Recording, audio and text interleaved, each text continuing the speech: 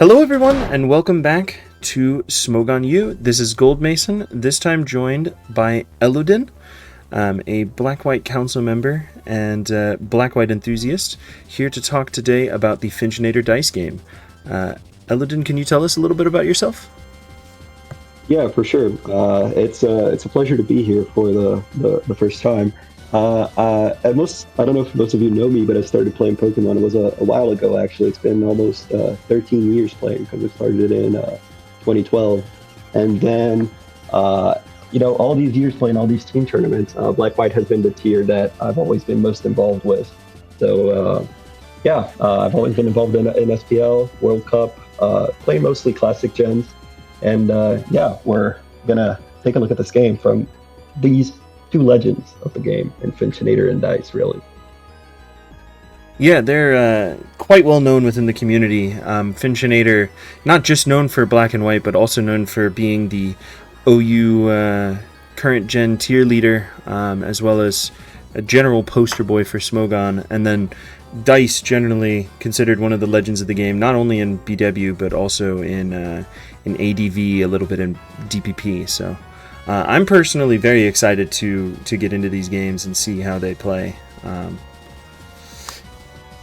No, exactly. When we're talking about Black-White heading into this SPL, it's actually pretty interesting to look at these two players because Dice has been a staple in BW SPL for the past, I don't even know how many years. Like every time there's an SPL season, you know that Dice is going to be playing Black-White, and you know he's going to be one of the hardest players in the pool to face. And when it comes to Finch, he's also a very traditional Black and White player, but he took a little bit of a hiatus from the tier heading into the store. So we were just talking about how his last SPL was actually in Black-White was SPL 13, and that was 3 years ago. And the BW metagame had changed a lot since then.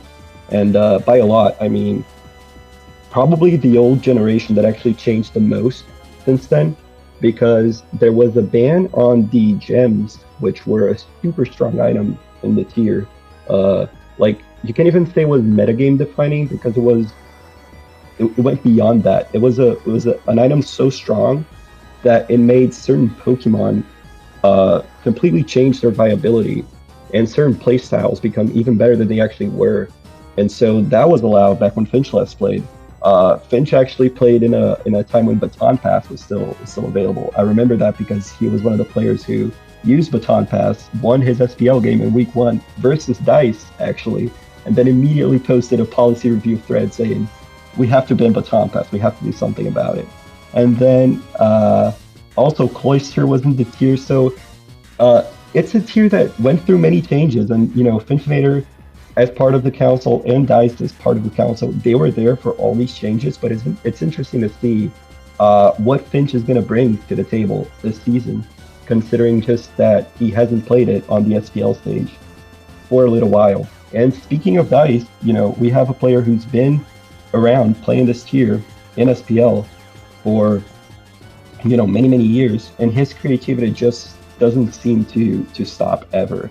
Like, Dice is a player, if you ask anyone in the Black-White pool, maybe they won't rank him as the number 1 player, just because, there's always Solwind there, there's tough competition, but Dice is for sure going to be the player that people are going to say is the hardest to prepare for.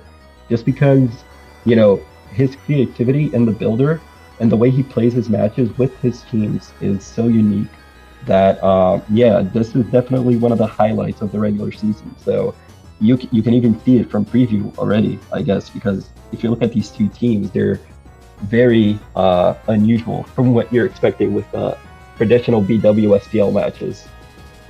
Yeah, I was going to ask if you had any insights on these teams. They both share the Garchomp, Starmie, Jirachi core, and then both deviate a bit. The Tyranitar versus the Abomasnow, and the Kyurem-Black versus the Dragonite in terms of dragons. Similar enough structure, though, I have to say. All have a weather setter, a flyer, and a dragon. But I was going to ask if you had any insight on these teams. Oh yeah, for sure. When I saw these teams on preview, I was watching this game live. It was so interesting because the first thing we noticed, like you said, is the core of Jirachi, Starmie, and Garchomp. That's very interesting. This is a core you most commonly see in hyper offense teams, and before the recent changes to the tier, that's how the metagame used to develop. You'd have these hyper offense teams that were focused on dragons, or maybe enabling Volcarona, or maybe enabling Breloom, but they'd usually be paired with these three Pokemon because they serve, uh, a very specific purpose in these teams. When it comes to Garchomp, well, it's one of the best rockers in the game, particularly because of its speed tier. It reaches 333 speed when you're using a plus speed nature, and that is extremely effective at setting up rocks versus the most of the metagame. And not only that, but Garchomp is also an extremely underrated Pokemon in terms of breaking versus both sand teams and rain teams, because it's very hard to find a resistance to it that's, apart from Skarmory for sand, but it's very hard to find a resistance to a +2 Garchomp, its stab coverage with Outrage and Earthquake. So it's a great stealth rocker. When it comes to Jirachi, well, it's just the best Scarfer in the tier at the moment by far. It has Iron Head, which, can sweep games on its own. It has U-Turn to keep momentum. You can run Ice Punch to revenge kill dragons. You can run Healing Wish or Trick too. Healing Wish is a great option on hyper offensive teams because it allows your threats to recover all the HP after you dealt their damage, so that's particularly nice with Pokemon like Volcarona, Dragonite, Conkeldurr. But Trick is also a great option just, to cripple those more defensive teams that we see pop up now and again, like with the Blissies that we're seeing, the Reunicluses, the Bronzongs, the Skarmories. And then Starmie, actually, interestingly, just had a huge rise in Black White. Starmie's been used, it's the third most used Pokemon in SPL right now in Black White. I was just talking to Ruer about this earlier too, and that's a very interesting trend.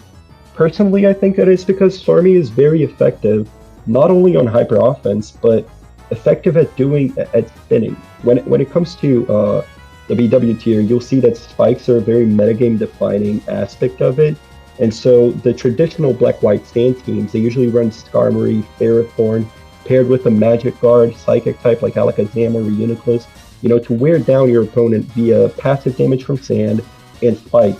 And what Starmie does compared to Excadrill is, Excadrill might be traditionally better at spinning versus certain matchups, but what Starmie does is it guarantees you're going to spin. So that's an aspect that I think is very important. And how it does that, with its speed tier and how it faces off versus common rockers, like for example Garchomp.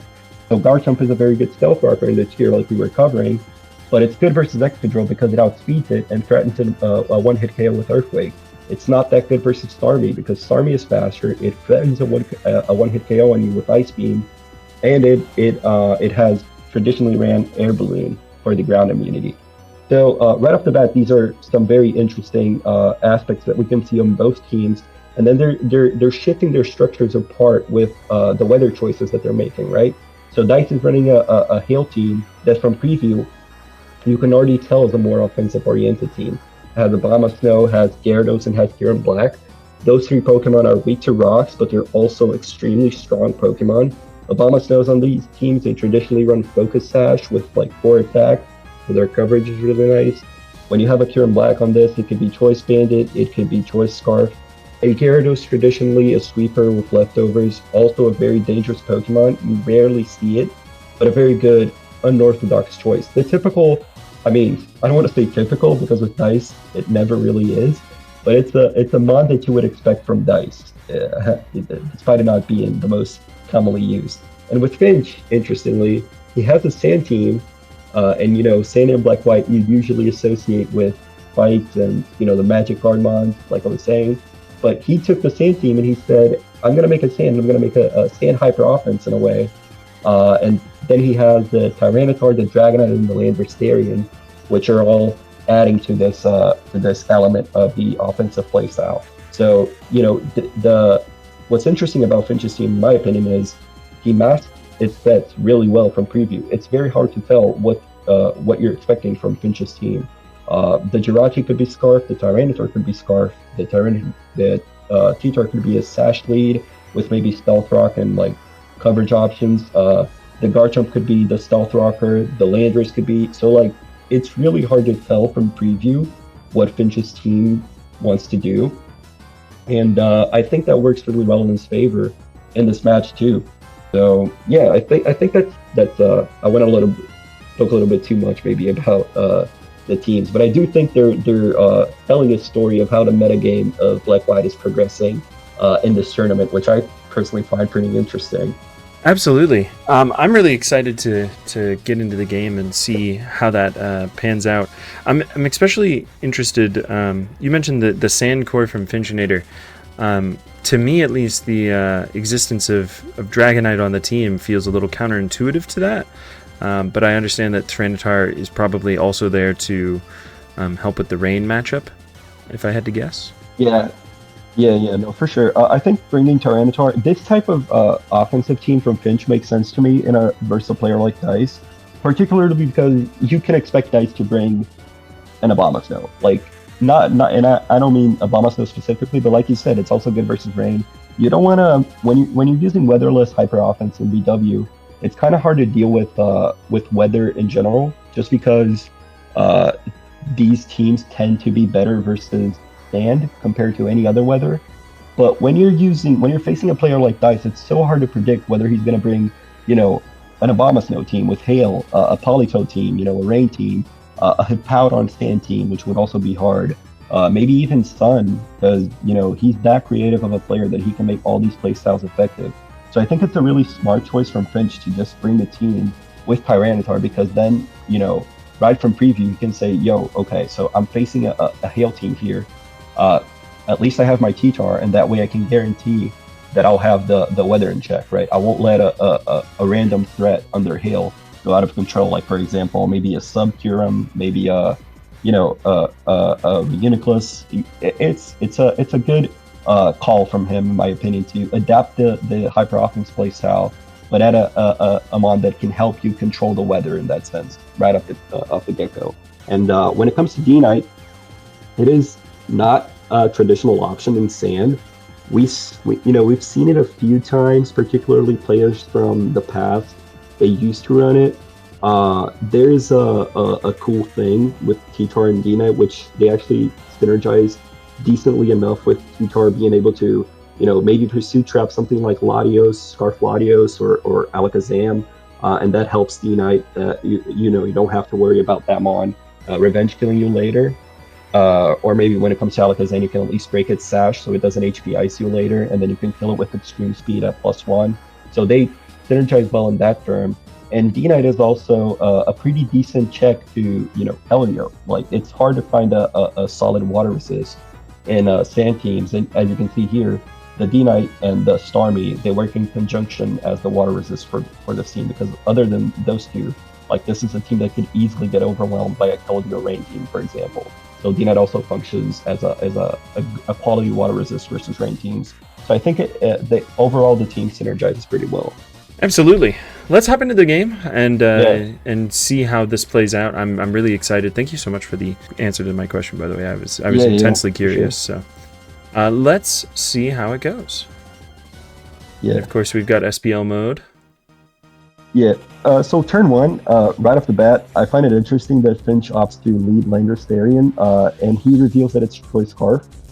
That's a pretty solid lead option, in my opinion. I think Finch made a pretty good option in the lead there, just because, like I said, when you're in this particular matchup, you're not sure if you want to have, you have T-Tar and you want to control the weather. It's very important when you're facing hail, even if this is a more hyper-offensive oriented hail team.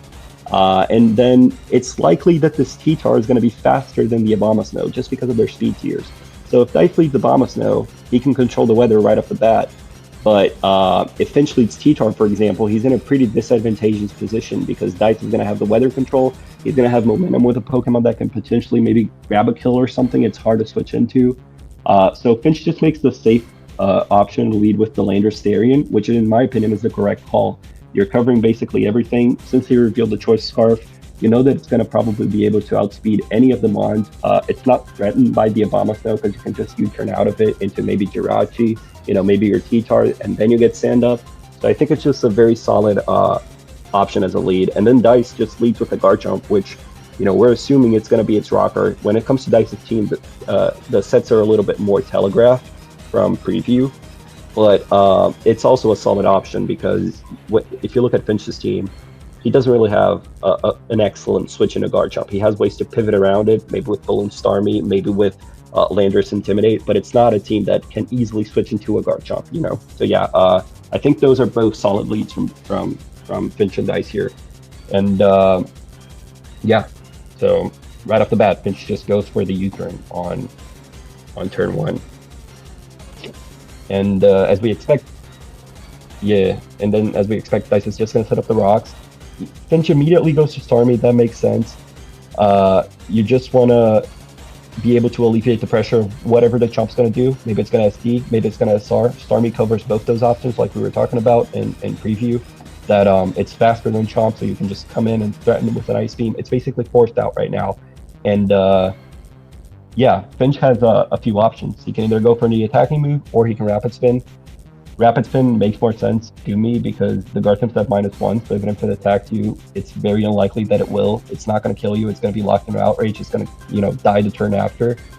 Doesn't really make much sense for Dice to do that. What Dice could do is go Jirachi here, or go Abomasnow, or go Kyurem. Those are the 3 plays that make sense to him. And Finch is likely, you know, just going to click Rapid Spin to, you know, keep the momentum up. And I think that's what we'll see on the following turn, right? Yeah, Dice pivoting into Jirachi and just, you know, clicking Rapid Spin.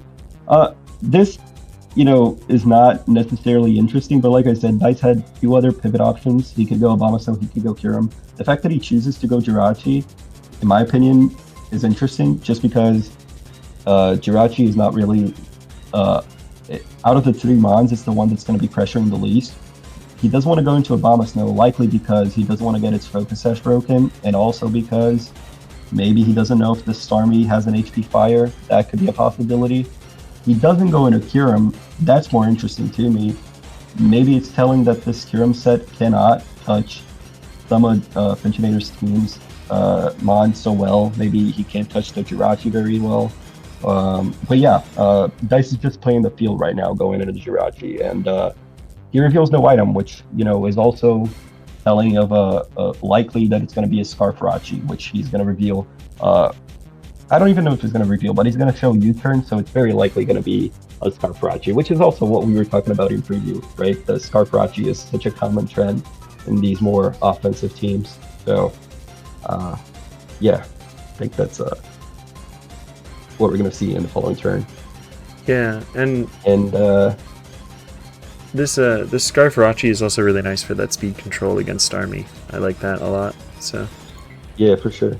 And it's effective at forcing Finch out for sure. Just because now you have to, you cannot risk your balloon being broken with Starmie. And now the situation is a little bit more threatening for Finch, just because he's dealing with a guard jump that can set up SR again. But now he's not -1 from the Lando.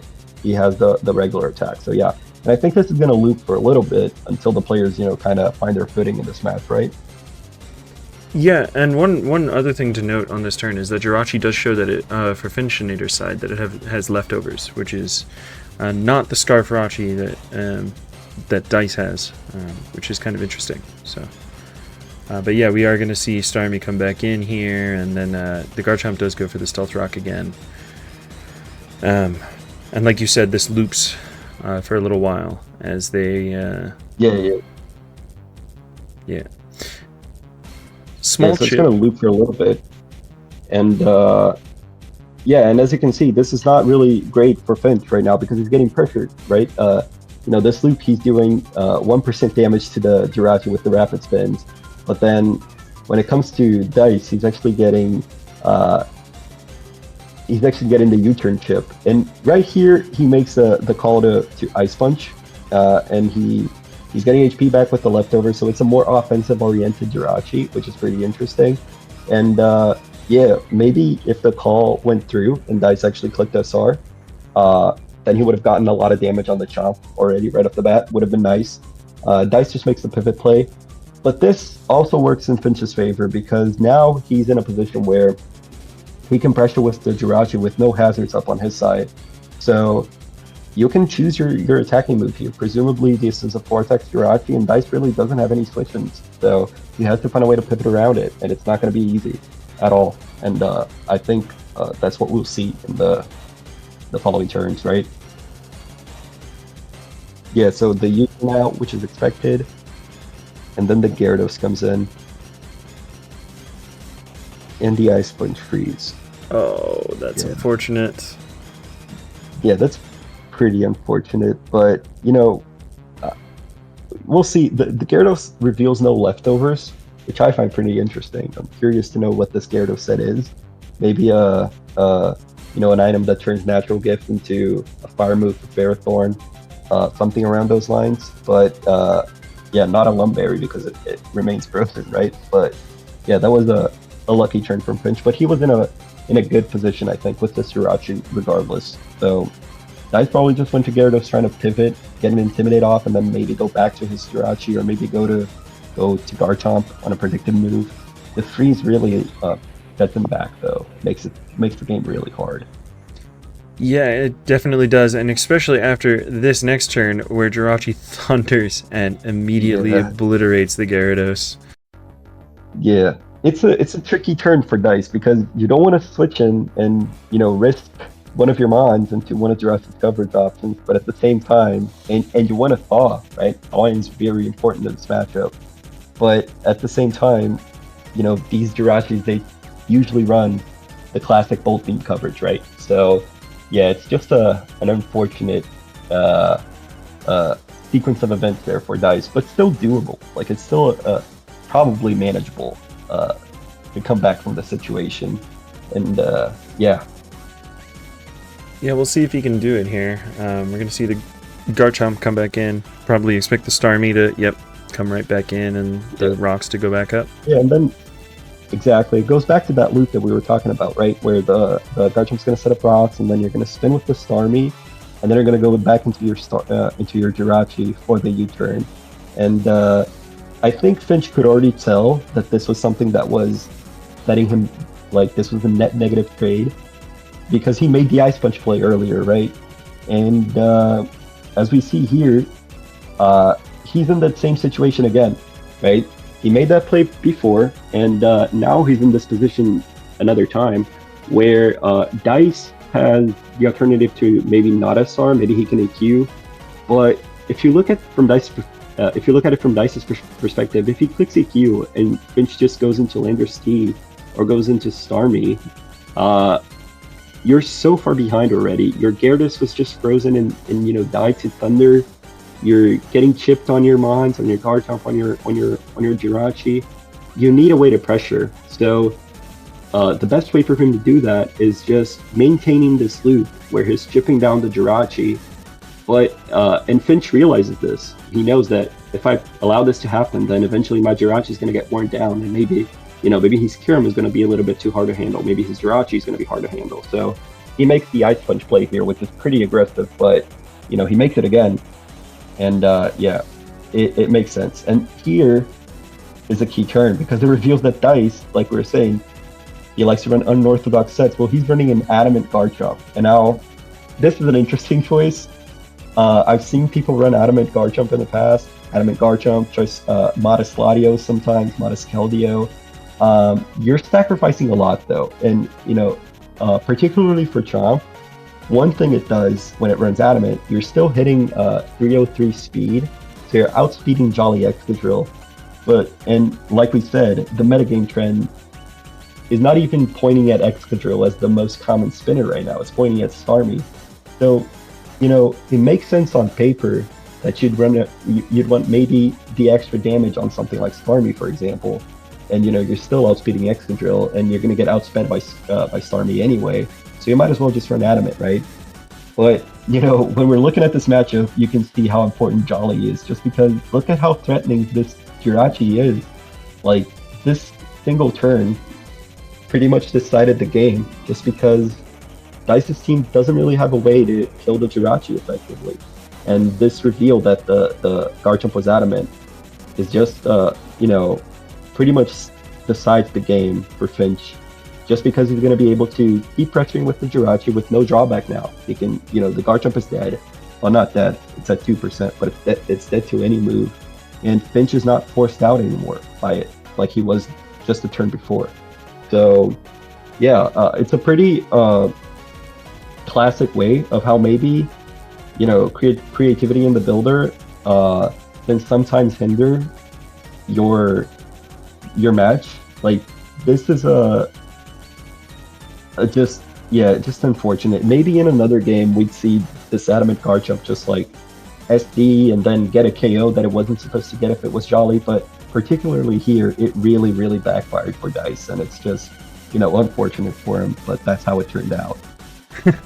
Like you said, now the Garchomp is forced out. I don't see anything that takes even just like Ice Punch plus Thunder. Well, maybe the Abomasnow, but with that kind of coverage, we're probably expecting Fire Punch to come out next, or Iron Head, one of the two. So yeah, for sure. This was an incredibly hype moment to watch live as well. Just seeing, I did a double take and had to I was on my phone and I had to click the chat to make sure that I did see Jirachi go first. Yeah, for sure. Because you're never expecting it to happen, right? Not at all. Especially after seeing Leftovers Jirachi, I was like, alright, that thing's going to be slower. The only way that it's faster is with Scarf, but then it was faster, and as we see, now Dice is incredibly put on the back foot, switches the Jirachi in on a Fire Punch, so Finch, it's a great play from Finch, pretty heads up on his part. Mid-grounded it, because everything on Dice's team doesn't really want to take that Fire Punch. But look, this sequence of plays is this is what sets, I don't want to say sets Finch apart as a player particularly, but it's what sets great players apart from good players. Because other players, they click, maybe they do the Fire Punch play. I find it hard that other people would do the Thunder play. Finch right now, he knows that he's pressuring Dice. He knows Dice sees this as, well, the Ice Punch turn just turned the tide of the game around, and I gotta find a way to play around this. So he's gonna want to pivot around this Jirachi, find a way to get back into the game. And Finch just reads the pivots so well. He first Fire Punches as he knows the Jirachi is going to come in for the first, U-turn pivot, and then he Thunders. I don't think he was expecting Kyurem necessarily. He was expecting Starmie, but it's such a good play to make. You're catching everything. No matter what comes in, Thunder has a paralysis chance, which is great for Finch. He knows guys can't go in a Garchomp, so it's just a heads-up play that when you're in a position like this, it's very common for a player to make a mistake and just not click Thunder, and then maybe now you're outsped by a Starmie and you get crit, or you just let the opportunity go away when you could have kept pressuring like Finch is doing here. It's just great to see, and it's not going to stop. He's just going to keep pressuring now.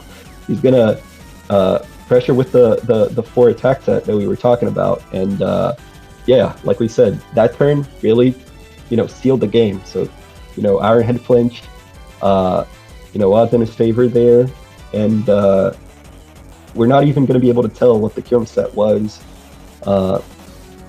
Iron Head again, knowing when to make the plays and when not to. Just it's a solid game. It's a solid game from Finch.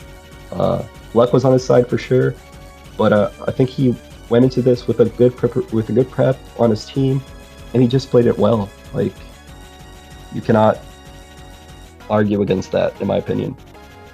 Yeah, and now that Starmie made it in, had its balloon popped, did not get the crit. Yeah. And just, hits the Thunder, doesn't get the para, so, that's pretty good. Finch makes another good play here to preserve the Jirachi and sack the Chomp, just because Jirachi with Leftovers is much better in a late game scenario versus opposing Jirachi, for example. And just heads in Orlando here for the revenge kill. If he kept the Garchomp and decided to sack Jirachi, then he wouldn't have a resist to Iron Head, for example, and then the Scarf Jirachi on Dice's team looks a lot more threatening, right? So it's just a good heads up play. He's super far ahead, he played a good game, but now it's about keeping the game controlled and not letting Dice get any chance of calling back at all. So he just makes a safe play there. Goes in Orlando here, it's guaranteed to, get a kill on something. Essentially, you're gonna pivot out, and that's click the U-turn. Yeah, on the Garchomp sack. Smart from Dice to sack the Garchomp, because it wasn't outspeeding anything anymore, right? It wasn't going to be useful at all, really. Yeah, and you might as well just keep the Starmie. And there we see the Iron Head flinches. Like it's good that Finch, he knows that Dice's chance of winning this game now is Ironhead punching him down, or maybe, I don't even know if an unorthodox Abomasnow set is going to be able to do it. But yeah, so as you see here, Finch knows that if he spins, he's going to be much better off versus Jirachi because he can, pivot and Lando more freely without taking the Rocks pip. You can maybe even, your D-Knight multi-scale is intact. So, Finch knows it's important for him to spin here, and I think that's what he's attempting to do. So, yeah, he does get it in this turn, which is great for him, because this could actually be a closer game if this, Ironhead flinches just keep happening. But yeah, Dice unfortunately doesn't get all of them. He just gets the two.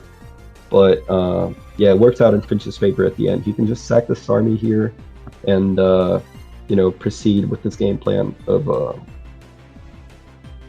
probably going into Lando for the Intimidate and then return out again. That's probably what I do. Yeah, extremely safe play.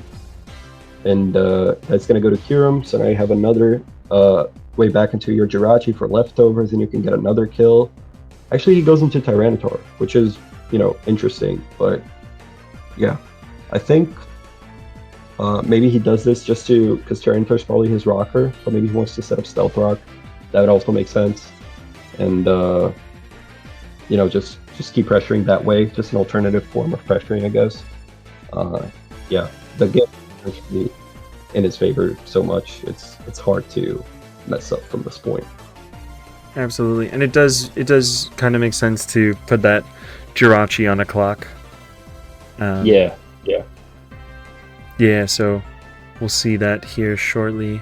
Yeah. There's the Stealth Rock like you were talking about.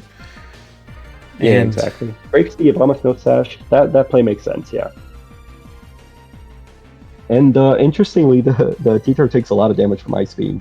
So it's probably a more offensive T-Tar, like we said. Maybe a Focus Sash T-Tar. I don't think it's going to be revealed because, if it were, it was broken. Maybe Cuss Step Berry. That could also be a cool set on a team like this. But yeah, definitely a more offensive-oriented T-Tar because it's taking a lot of damage from that Ice Beam. Like 42%, that's a lot. Oh, it also looks like potentially Starmie will come in on rocks and die. So it also isn't even spinnable. Yeah, exactly. That also just adds to a good heads-up play again from him. And now you can just sack the T-Tar, right? No reason to keep it. It's going to drop to Ironhead. Again, you can pivot in a Lander Stee. A very free pivot. Jirachi's Scarf, they're usually slower than Lando T, so this is super safe. He even goes back just like to be safer. Doesn't even go for the U-turn or the EQ.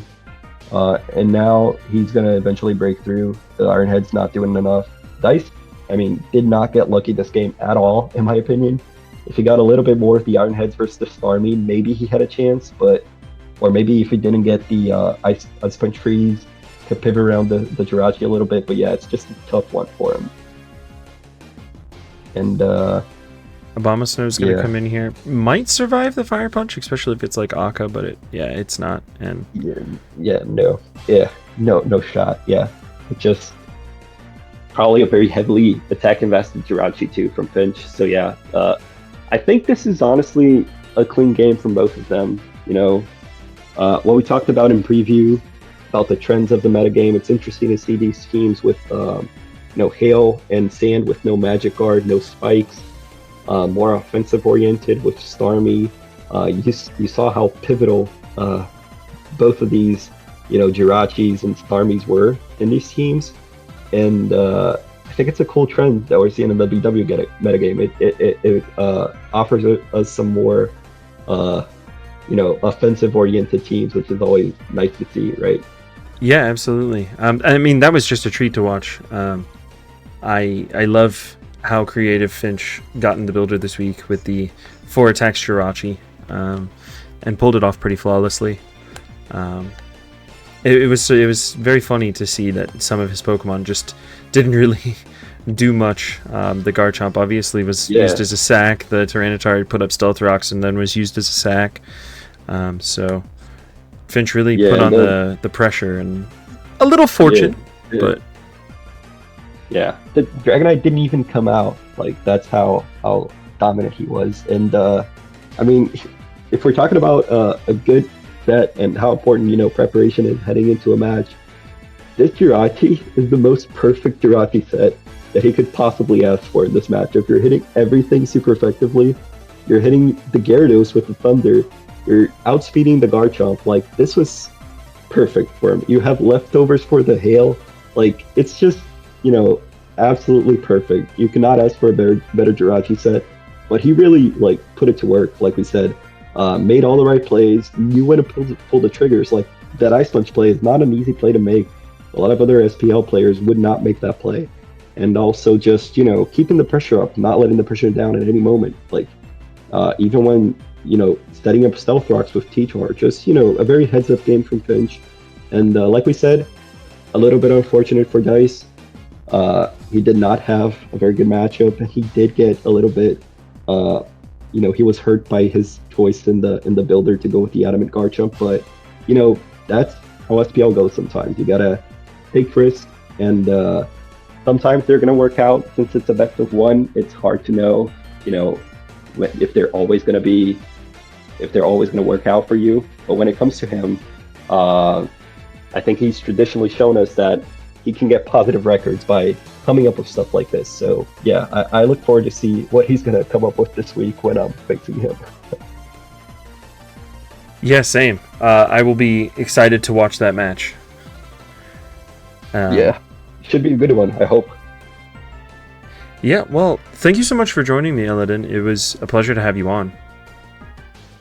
No, thank you. It was a pleasure to be here. And we hopefully, maybe, we'll see. Depends on the schedule, but hopefully we'll catch your SPL game next week on the channel. So maybe get somebody else to come in here with me and take a look. So excited for that. And thank you everybody for joining us. This has been Gold Mason and elodin commentating an SPL Week 2 set.